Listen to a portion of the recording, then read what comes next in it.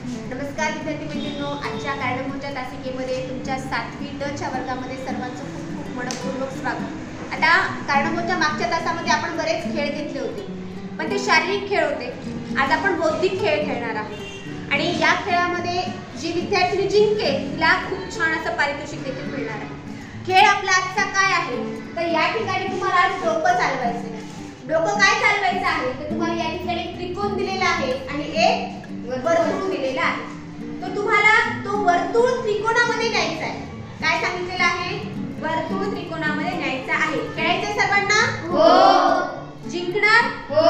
चला आपण खेळायला सुरुवात करूया। खेळायला सुरुवात करायची आहे तर विद्यार्थी मैत्रिणींनो, आता आपण डोकं चालवणार आहोत आणि त्रिकोणामध्ये वर्तुळ आपल्याला न्यायचा आहे।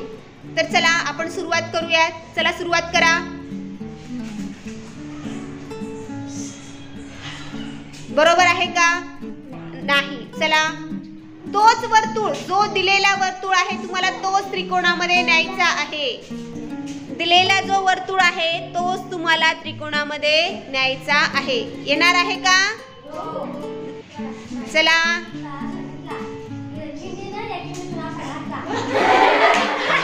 बरोबर आहे का? नाही। चला पुढे पुढे इरेज करा, डस्टरने इरेज करा सगळे। ओके, आता रुपाली आता प्रयत्न करणार आहे। रुपालीच्या नंतर एवढ्या सगळ्या जणी प्रयत्न करणार आहेत की नाही? हो। चला आता रुपाली काय प्रयत्न करते ते आपण पाहूयात। तिला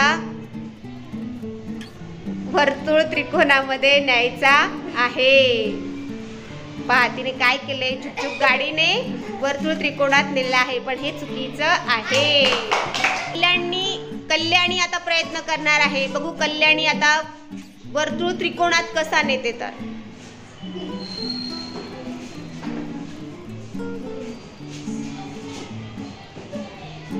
वर्तुळ हलवायचं नाही आपल्याला जागेवरून। त्रिकोणात वर्तुळ न्यायचं। जो वर्तुळ आहे ना तो वर्तुळ आपल्याला हलवायचा नाहीये। आलाय का बरोबर? नाही। चला इरेज करा तो वर्तुळ, त्रिकोणातला वर्तुळ इरेज करा। त्रिकोणातला वर्तुळ इरेज करायचा आहे। चला पुढे नेक्स्ट कोण आहे आता पुढे? दिव्या। चला कोण प्रयत्न करेल? शाबास, तिच्यासाठी एकदा जोरदार टाळ्या। दिव्याचं उत्तर बरोबर आलेलं आहे। दिव्यासाठी एकदा जोरदार टाळ्या। आपण प्रश्न काय सांगितला होता की वर्तुळ त्रिकोणात न्यायचं आहे। वर्तुळ त्रिकोणामध्ये न्यायचं आहे, वर्तुळची जागा बदलायची नाहीये आणि म्हणून तिने वर्तुळची जागा न बदलता तिच्या भोवती, त्या वर्तुळाच्या भोवती तिने काय काढलेलं आहे? त्रिकोण। म्हणजे दिव्याचं उत्तर बरोबर आहे। एकदा दिव्यासाठी जोरदार टाळ्या।